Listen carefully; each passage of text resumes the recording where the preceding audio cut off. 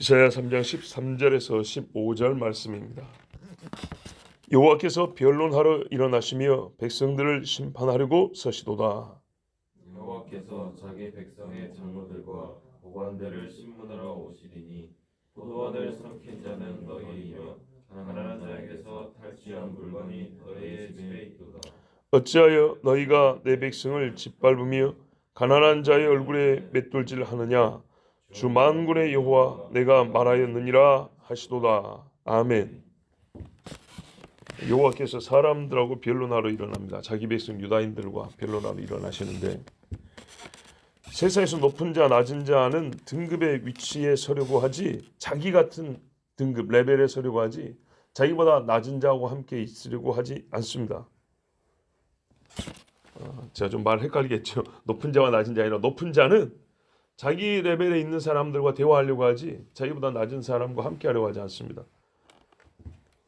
고관들은 고급 재판관이 재판을 하고요, 가난한 사람들은 속된 말로 하빠리 재판관들이 재판하고, 이게 사람들의 생각입니다. 그런데 하나님이 사람도 불쾌해서 하지 않으려고 하는 가난한 자, 연약한 자를 위해서 하나님이 재판장이 되어주신다 그럽니다. 이스라엘이 잘못할 때는 그 사람들 중에 잘못한 자를 판단하시고, 열방이 잘못할 때는 열방을 심판하러 하나님이 일어나십니다. 어쨌거나 하나님은요, 피조물이요 죄인인 사람과 변론하기를 마다하지 않습니다. 가인의 분노의 원인을 하나님이 친히 밝혀줬습니다. 가인이 몹시 분하여 안색이 변한 여호와께서 가인에게 이르시되 네가 분하여 하면 어찌 됨이며 안색이 변하면 어찌 됨이냐? 내가 선을 행하면 어찌 낯을 들지 못하겠느냐? 선을 행하지 아니하면 죄가 문화에 엎드려 있느니라. 죄가 너를 원하나 너는 죄를 다스릴지니라. 아멘. 사람을 죽이고 싶을 정도의 살의, 죄의 욕심 엄청난 겁니다. 엄청난 겁니다. 이 엄청난 죄의 마음에 대하여 하나님 뭐라 그래요? 너는 다스려야 한다 그랬어요. 다스릴 수 있다 이 말입니다. 사람을 죽이고 싶은 정도의 마음도 다스릴 수 있는 것이 인간이라면, 그보다 작은 분노는 다스릴 수 있을까요, 없을까요? 있습니다. 여러 동물학자들이 인간과 기타 동물의 다른 점이 무엇이냐? 동물은 본능에 따라, 소위 욕구에 따라 행위하지만, 인간은 욕구가 발동해도 그것을 무한히 연기시킬 수 있는 능력이 있다. 뭔 말인지 알겠어요? 짐승은 표현하자면 교미하고 싶으면 하지만, 사람은 자기 배우자가 아니면 안 된다 하면서 죽을 때까지 갈 수 있다 이 말입니다. 이게 양심만 살아있어도 가능한 인간의 특징이라고 그랬습니다. 그래서 동물과 인간은 절대 비교 불가능하다는 거예요. 하나님이 계심을 안다면요, 안 된다가 어떻게 해요? 겨우가 아니라 너끈이 되는 겁니다. 즐거움으로 의를 행할 수 있는 겁니다. 하나님 뭐라 그래요? 가인에게 너는 죄를 다스릴지니라. 하나님께 분노하고 형제를 죽이고 하지 않은 마음조차도 다스릴 수 있다. 그런데 죽이고 나서요, 핑계할 수 있을까요? 안 되는 겁니다. 핑계를 말할 수 있지만 핑계가 성립이 되지 않는 겁니다. 의로운 재판을 요구하는 아브람에게 하나님이 친히 응답해 주셨어요. 정말 하나님 감사하죠. 아브라함이 가까이 나와 이르되 주께서 의인과 악인을 함께 멸하라 하시나이까? 내가 아는 하나님 그런 하나님 아닌데, 그 성주에 의인 50명이 있을지라도 주께서 그것을 멸하시고 그 50 의인을 위하여 용서하지 아니하시리까? 주께서 이같이 하사 의인을 악인과 함께 죽이시면 부당하며 의인과 악인을 같이 하심도 부당하니이다. 세상을 심판하신 이가 정의를 행하실 것이 아니니까. 말을 엄청 잘했어요. 그렇죠? 이 정도면 하나님 입을 막아야 될 것 같죠. 그런데 내가 할 말 없다. 아브라함이 이토록 하나님께 많은 말을 한 것을 나는 들어본 적이 없어요. 예, 한 번 시작해서 이렇게 긴 말을 한 거 여러분 기억나세요? 없지요. 자기 딸의 롯을 살려보겠다고 한 건데 하나님의 의로우심에 호소한 거예요. 근데 이렇게 하면 뭐라고요? 의롭지 않다는 거였어요. 그래서 하나님이 뭐라 그래요? 응대해 줍니다. 내가 만일 소돔 성읍 가운데서 의인 50명을 찾으면 그들을 위하여 온 지역을 용서하리라. 아브라함의 요구보다 하나님은 크게 응답해 주셨어요. 온 지역을 용서해 준다 그랬어요. 소돔과 고모라 함께 멸한 5개 성인가 있어요. 사해바다 줄기로 쫙 내려오는 지역인데, 엄청난 넓은 지역인데 그 전체를 다 용서해 준다 그랬어요. 아브라함은 사실 롯만 구해줘도 되는 건데 하나님 그랬어요. 근데 뭐랬어요? 내가 오신 면을 찾으면. 사람을 하면 아무나 집어나올 거 아니에요. 하나님의 기준으로. 근데 아브라함도 여기 대해서는 아니라고 말할 수 없어요. 하나님이 의로우신 자 하니까. 바리새인들에게 안식일에 선을 행하는 것에 대하여 변론하신 예수님을 보세요. 마가복음 3장 4절에 그들에게 이르시되 안식일에 선을 행하는 것과 악을 행하는 것, 생명을 구하는 것과 죽이는 것 어느 것이 옳으냐 하시니 그들이 잠잠하거늘 안식일에 하나님 앞에 예배하는 날 사람을 죽일까요? 살릴까요? 살려야죠. 더욱이 살려야죠. 왜요? 그날은 하나님이 사람에게 복 주시려고 정한 날이잖아요. 그렇죠? 우리 하나님은 변론을 피하지 않으시며 증거를 살피지 않고 증언을 듣지 않고 재판하지도 않습니다. 또한 재판할 일을 부정하거나 한없이 유발하여 재판을 무효와 무력화시키지도 않습니다. 재판하는데 계속 미루고 해서 무효화시키지 않아요. 사형수 판결 떼놓고 사형 집행을 안 하니까 사실상 사형 없는 나라가 되어버리잖아요. 하나님 그렇게 안 해요. 재판은 재판장에는 권한이면서도 동시에 책무이기도 합니다. 재판장에 앉았으면 반드시 재판을 해야 합니다. 이게 책임입니다. 책임.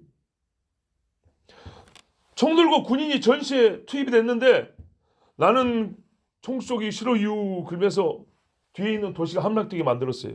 그럼 어떻게 해야 되죠? 안타깝지만 총살입니다.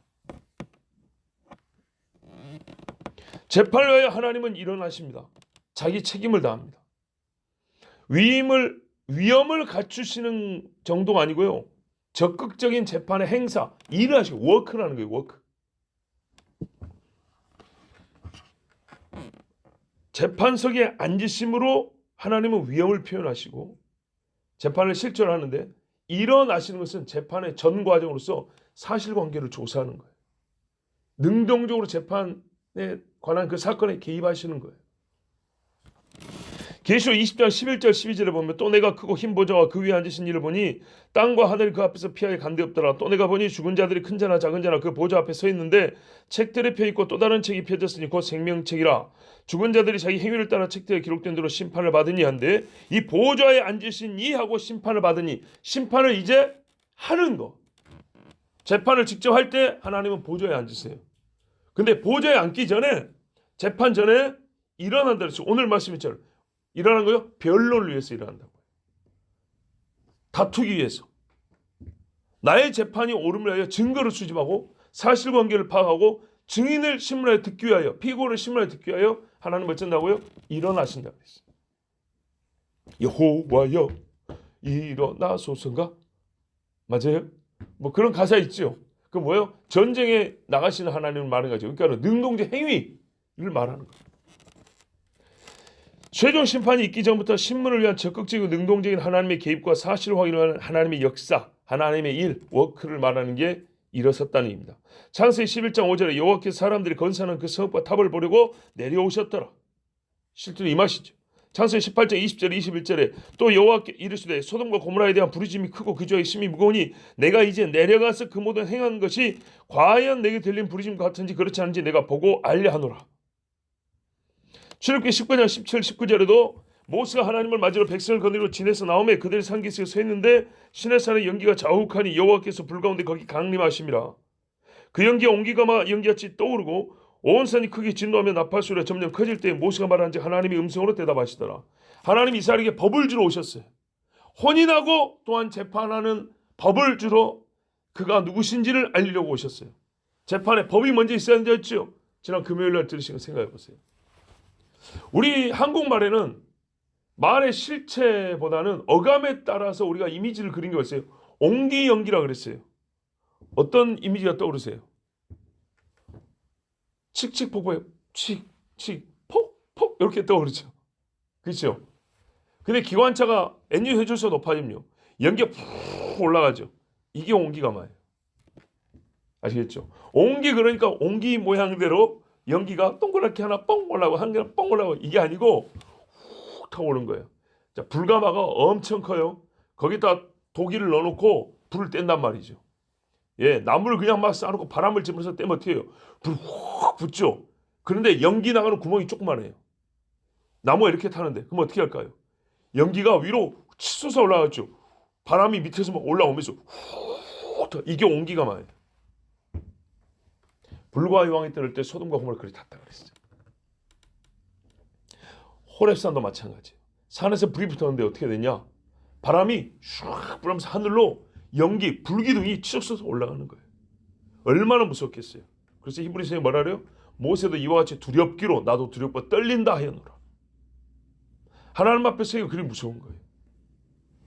신명기 10장 17, 18절에 너희의 하나님 여호와는 신 가운데 신이시며 주 가운데 주시어 크고 능하시며 두려우신 하나님이시라. 사람을 외모로 보지 아니하시며 뇌물을 받지 아니하시고 고아와 과부를 위하여 정의를 행하시며 나그네를 사랑하여 그에게 떡과 옷을 주시나니 이런 일을 하려고 옳고 그름만 가린 게 아니라 옳은 자에게 옳은 대우를 하시고 그런 자에게 그런 처벌을 하시려고 하나님이 일을 하신다는 거예요. 일을 해요. 일을. 자, 이렇게 일어나시게 만든 죄인들이 누구냐? 많죠. 근데 오늘 본문에 백성의 장로와 고관들 이랬어요. 다른 번역에 백성의 원로와 그 통치자들 그랬어요. 하나님은 먼저 위에 있는 자들을 때립니다. 저 어릴 때부터 많이 들은 이야기인데 하나님의 집에서 심판을 시작하신다 그랬어요. 베드로전서 4장 17절에 하나님의 집에서 심판을 시작할 때가 되었나니 만일 우리에게 먼저 하면 하나님의 복음을 순종하지 아니하는 자들 그 마지막은 어떠하며 또 의인이 겨우 구원을 받으면 경건하지 아니하는 자와 죄인은 어디에 서리요. 그러므로 하나님의 뜻대로 고난을 받는 자들은 또한 선을 행하는 가운데 그 영혼을 미쁘신 창조주께 의탁할지어다 그랬습니다. 이 말씀 진짜 참 은혜롭고 우리가 깊이 생각해야 되지만 매우 읽자마자 또 들리는 분명하고도 단순한 사실이에요. 하나님의 집에서 심판을 시작한다. 먼저 심판을 받을 자들이 있어요. 그게 누구예요? 백성의 장로와 고관들이죠. 왜죠? 이들은 평시에는 재판을 하게 하신 하나님의 대리자들이었어요. 그들이 먼저 하나님 앞에 벌을 받는 거예요. 포도원을 삼키듯이 빼앗을 수 있는 자는 힘 있는 자입니다. 보세요. 14절. 이 사람들이 왜 신문을 받고 재판을 받냐? 포도원을 삼킨 자는 너희며 가난한 자에서 탈취한 물건이 너희의 집에 있도다 그랬어요. 이게 죄입니다. 이런 죄를 지나면 거의 눈앞에 하나님이 없어야 되는 겁니다. 악인은 마음에 이르기를 내 눈앞에 하나님이 없다 하는도다. 포도원을 삼키듯이 빼앗는다. 무슨 말이야? 한 방에 먹어버렸다는 얘기죠. 아니 남의 케이크 한 조각까지 한 방에 먹는 거는 이해가 돼요. 포도원을 한 번 삼켜 먹었다 이 말이에요. 힘의 차이가 극명하다는 얘기입니다. 맞죠? 예. 엄청난 힘으로 뺐었다는 얘기입니다. 심히 악한 괴계를 실행에 옮길 수 있는 자, 힘 있는 자, 아합과 이세벨을 보십시오. 나봇의 포도를 어떻게 뺏었는가? 사실 성경에 명시되지는 않았지만 다윗의 집 재산도 아마 사울이 당시에 거의 몰수했을 겁니다. 왜냐하면 다윗의 집 식구들이 다 도망왔다 그랬거든요. 도망왔어요. 그래서 다윗이 광야에 있는데 식구들이 찾아왔어요. 그래서 어떻게 했냐? 모압으로 피신을 시켰다 했어요. 또 가난한 자에게서 탈취한 물건이 너희의 집에 있다 그랬어요. 자, 여러분 한번 잘 생각해 보세요. 그냥 읽자마자 나쁜 놈 이러면 안 되고요. 면밀히 생각을 해봐야 돼요.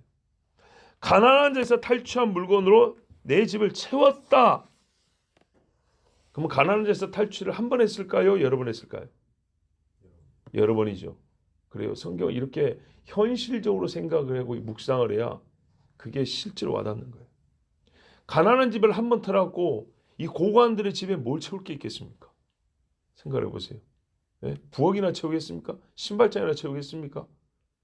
쓸모없는 건 다 버리고 그나마 쓸모 있는 것들을 가져왔을 건데 그것을 어디를 채우겠어요? 근데 집을 가득 채웠다는 얘기요. 어마어마하게 해먹었다고 말입니다. 수없이 반복했다는 얘기입니다. 반복. 여러 번 반복해서 많은 가난한 자의 집을 탈취한 자만 자기 집을 가난한 집에서 가져온 걸로 채울 수가 있습니다. 역시 힘과 악행의 지속 능력을 가진 자들입니다. 권력 있고 타인의 힘을 제 힘 쓰듯이 할 수 있는 사람들입니다. 무슨 말이에요? 권력 있으면 부하들을 자기 수족 돌리듯이 놀린단 말이죠. 그래서 일을 시켜서 막 뺏어온다 이 말이에요. 이 사람들의 악행은요 우발적인 것이 아닙니다. 우발적인 행동은 반복되지 않습니다. 횟수가 거듭될수록 아이러니하게도 자기 죄를 확인하고 양심의 찔림을 받아 돌이킬 수 있는 가능성도 더 많이 주어졌지만 쌓인 재물을 보면 알잖아요. 집 문 열고 들어갈 때마다 이건 누구 집 누구 집 누구 집 거. 그러면요 찔리면 밤에 잠도 못 자야 돼요. 성경에 말했어요. 내가 정당한 권리 행사로서 담보물을 가져온 것도 밤이 되면 돌려주라고 그랬잖아요. 가난한 집에서 담보물 갖고 근데 그 하필 옷이 이 사람은 얼어 죽는다. 그런 담보는 네가 빚을 받을 권한과 권리가 있어도 좀 참고 옷은 좀 돌려줘라. 낮에 또 잠깐 뺏어오든지 하나님 이렇게 하라 그랬어요. 근데 가난한 집 거를 싹 뺏어와가지고 우리 집을 채웠다. 죽든지 말든지. 이런 행실은 사람이라면요. 참 이거 찔려서 마음 편하게 살 수가 없어요. 근데 악인들은 성경의 양심의 화해를 맞아서 남에 대한 생각이 전혀 없습니다. 같이 피부를 갖고 살면서도 이러면 사람이 힘들겠구나. 같이 배를 불고 살면서도 저 사람 배고프겠구나. 이런 생각을 못합니다. 오히려 웃지요. 너 이런 거 있어? 이러면서 웃는다고요. 그렇지만 계속해서 범죄했다는 것은 그들 스스로 자기 재판의 결과를 결정지을 증거를 계속하여 재판장께 제출한 겁니다. 검사가 제출하는데 피고인 본인이 계속 제출한 거예요. 내가 이렇게 죄지었다고 처벌해달라고. 그거하고 똑같은 거예요. 우리가 9절 말씀을 뭐라고 읽었습니까? 그들의 안색이 불리하게 증가하며 그들의 죄를 말해주고 숨기지 못함이 소돔과 같으니 그들의 영혼에 화가 있을진저 그들이 재앙을 자초하였도다. 자기 표정만 하더라도 자기 죄를 보인다 그랬습니다. 그러니까는 사람은요 자기 얼굴 못 보요. 눈이 앞을 보고 있으니까 눈이 뿅 나와서 이렇게 보면 보이는데 그래갖고 이걸 보니까 내 얼굴이 지금 뭘 말하는지 몰라요. 그런데 하나님 뭐랬어요? 가인이 그랬죠. 네 안색이 변함없지 않느냐. 이 안색이 뭐냐면 내 속이 지금 하나님 앞에 벌받아 맞다는 걸 증거한다는 거예요. 자기만 못 보고 있지. 그걸 갖다 딱 대면 보이는 거죠. 하물며 그럴진데 이 집에 쌓인 물건들이 증거가 안 되겠습니까? 누구 죽일 증거입니까? 바로 자기 죽일 증거가 되는 겁니다. 이처럼 하나님은요. 충분한 증거를 가지고 재판하십니다. 15절 어찌하여 너희가 내 백성을 짓밟으며 가난한 자의 얼굴에 맷돌질하느냐 주 만군의 여호와 내가 말하였느니라 하시도다. 피해자의 얼굴만 봐도 압니다. 죄인의 얼굴만 봐도 압니다. 자, 성경에 보면 아주 놀라운 최고의 재판이 기록되어 있죠. 솔로몬. 두 여자가 살아있는 한 아이를 놓고 제 아이라고 그랬습니다. 죽은 것은 네 것이요 산 것은 내 것이라고 했습니다. DNA, 혈액검사, 진문검사 아무것도 못하고 증인도 없습니다. 두 사람의 상반되는 주장이 있을 뿐이고 살아있는 아이 하나 있을 뿐입니다. 소위 말해서 객관적인 판결을 할 수 있는 객관적 증거가 없습니다. 어떻게 하죠? 호소만 있는 겁니다. 객관적 증거가 부재한데 없는데 만들어야 됩니다. 증거 조작이 아닙니다. 객관적 증거가 아니라 주관적 증거를 객관화시킬 능력이 필요한 겁니다. 이게 지혜입니다. 솔로몬이 한 재판의 그 증거가 뭡니까? 아까와 같이 똑같이 두 여자의 고백입니다. 그렇죠? 주장입니다. 내 아이입니다. 내 아이입니다. 똑같은 주장입니다. 즉 증언이라는 것, 동일 호소인이 서로 자기 주장만 했다는 것은 똑같습니다. 다른 게 추가된 것이 없습니다. 두 번째도 마찬가지잖아요. 똑같은 사람이 말하면 똑같이 주장만 한 겁니다. 살리십시오, 죽이십시오. 그렇죠. 그런데 방향이 달라졌습니다.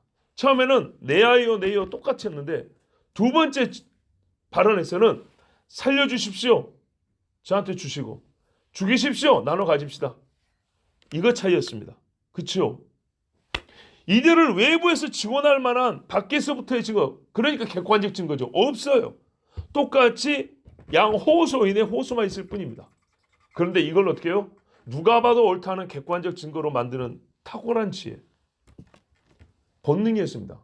어미의 모성. 그렇죠? 모성이라는 본능인데 이것을 가지고 사실은 살인죄 유무를 판단하는 것은 불가능한 일인데 이 말이 판단의 유일한 증거지만 이게 100%의 증거가 될 수 있도록 전체적인 정황과 요즘에 배심원이 있다면 배심원들의 마음을 사로잡을 수 있는 그런 뭡니까는요. 사람의 마음을 돌이킬 수 있는 굉장한 능력을 가진 거예요. 요술사처럼 손에 잡히는 것이 아니라 말 한마디지만 그 말을 누구도 부인할 수 없는 절대적이며 객관적 증거로 바꿀 수 있는 엄청난 능력. 이게 지혜입니다. 지혜.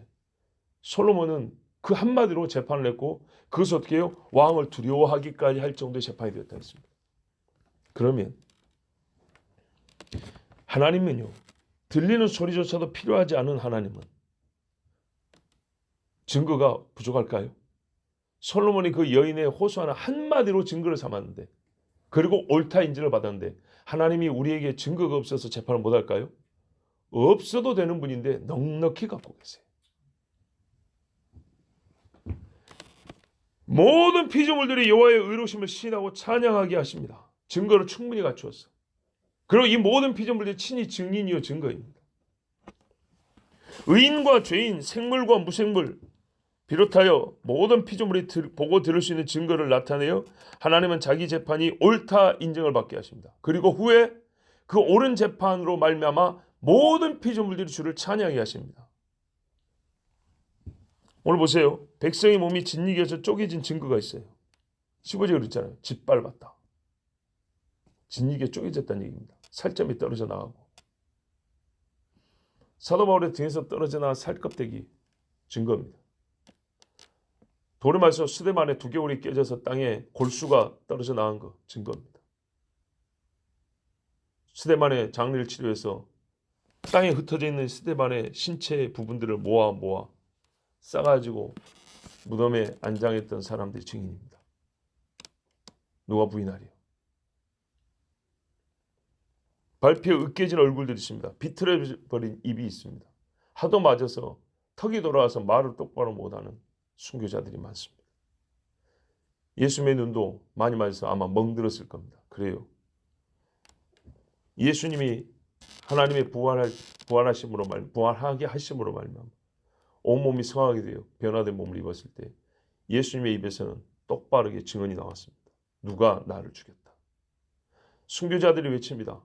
하나님 우리의 핏값을 갚아주지 아니하시려 어느 때까지 하리까. 그들의 목은 잘렸으나 다시 붙었고 눈알은 파졌으나 다시 시력 7.0 이상의 시를 가진 눈을 가지게 됐고 머리카락은 다 밀리고 손발톱이 뽑혀졌으나 누구보다도 아름다운 기름기 있는 모발과 힘있는 손발톱을 가진 채로 다시 하나님 앞에서 호소합니다. 누가 부인하리요?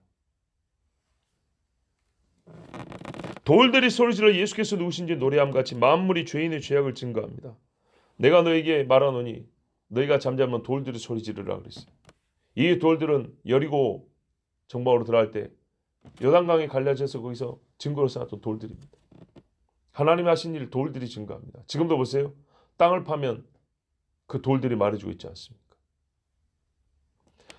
이 주의 의로우신 재판에 대하여 만물은 노래하며 의인들은 기뻐합니다. 의인들은 사람이니까 노래할 수 있다 하지만 만물, 피조물도 함께 기뻐합니다. 성경이 증거합니다. 계시록 16장 4, 7절에 셋째 천사 그대 집을 강과 물 근원에 쏟으며 피가 되더라. 내가 들으니 물을 차지한 천사 이르되 전에도 계셨고 지금도 계신 거룩하신 이여 이렇게 심판하시니 의로우시도다 하면서 전능하신 이여 심판하신 것이 참되시고 의로우시도다 하면서 천사와들이 찬송을 합니다. 시편 36편 6절에 주의 의는 하나님의 산들과 같고 주의 심판은 큰 바다와 같은 이이다. 여호와의 주는 사람과 짐승을 구하여 주시나이다. 역시 사람들의 찬송 소리입니다. 그런데 그뿐이 아닙니다. 시편 48편 11절에 주의 심판으로 말미암아 시온 산은 기뻐하고 유다의 딸들은 즐거워할지어다. 시편 97편 8절에 여호와여 시온이 주의 심판을 듣고 기뻐하며 유다의 딸들을 즐거워하였나이다. 시편 96편 10절 이하에 모든 나라 가운데서 이르기를 여호와께서 다스리시니 세계가 굳게 서고 흔들리지 않으리라. 그가 만민을 공평하게 심판하시라 할지로다. 하늘은 기뻐하고 땅은 즐거워하며 바다와 거기에 충만한 것이 외치고 밭과 그 가운데 있는 모든 것은 즐거워할지로다. 그때 숲의 모든 나무들이 여호와 앞에서 즐거이 노래하느니 그가 임하시되 땅을 심판하러 임하실 것이라. 그가 의로 세계를 심판하시며 그의 진실하심으로 백성을 심판하시리로다. 아멘. 과연 시편은요 정말 신앙과 신학의 정수예요. 뭐랄까요? 도가니와 같아요. 다 들었어요. 시편에 다. 율법도 예언도 복음도 창조도 심판도 시편에 다 들었어요. 오늘 이 말씀을 읽고 이 종이 바라기는 우리가 피조물이 노래할 이유가 되지 않기를 바랍니다. 피조물이 왜 노래하죠? 주의 심판은 의로우십니다라고 노래한다고 했어요. 즉 죄인으로서 심판을 받지 않기를 바랍니다. 내가 하나님 앞에 죄인으로서 판단받을 때 피조물들이 하나님 잘하셨습니다, 이런 일이 없기를 바랍니다. 모든 피조물에 앞장서서 피조물이 노래할 이유가 아니라 피조물이 노래할 때 그들의 앞장서서 마치 지휘자나 되는 듯 먼저 춤추고 먼저 선창하는 노래자가 되길 바랍니다. 오늘 말씀에는 높은 자들이 먼저 주의 심판을 받는다 했습니다. 내가 높은 자라면 이 심판을 받지 않기 위하여 소극적이죠. 상을 받기 위하여 적극적이지만 소극적으로 말해서 심판을 받지 않기 위해서라도 우리가 해야 할 일은 높은 자라면 하나님이 하실 일을 위임했기 때문에 여호와의 다스리심과 같이 할 것이고, 낮은 자라면 주 예수님의 고난받으심을 따라 살 것입니다. 그러면 피조물이 나 때문에 노래하는 것이 아니라, 물론 나의 의로운 행실을 말미암아 노래하는 것은 오케이입니다만, 내가 죄인으로 심판을 받아 노래하는 것이 아니라 그들의 앞서서 하나님의 의로우신 심판을 찬송하는 주의 백성이 될 것입니다. 기도하겠습니다. 하나님 감사합니다. 오늘도 우리를 사랑하시고 인도하셔서 주의 전으로 부르시고 예배하게 하시고 주의 말씀을 읽으며 하나님의 의로운 재판장 되심, 여호와가 누구신가, 우리를 심판하시는 하나님이 누구신가, 주를 아는 지식과 즐거움을 더해 주셔서 감사합니다. 하나님, 너희는 떨며 즐거워하라 했습니다. 예수 믿는 자는 세상 사람이 할 수 없는 여호와를 향하여 떨미 있습니다. 예수 믿는 자는 세상에서는 찾을 수 없는 하나님을 알며 즐거워함이 있습니다. 오늘 우리 삶에도 재판장이신 여호와를 알며 그 앞에 두려움으로 서게 하여 주시고, 또한 의로우신 재판장을 찬송하며 즐거워하는 주의 종들의 삶이 되게 하여 주시옵소서. 우리를 사랑하시고 인도하시고 의로우신 재판장에 하나님이 재판하시는 것을 볼 수 있게 우리를 초대하시는, 인도하시는 예수 그리스도 이름으로 기도하옵나이다. 아멘.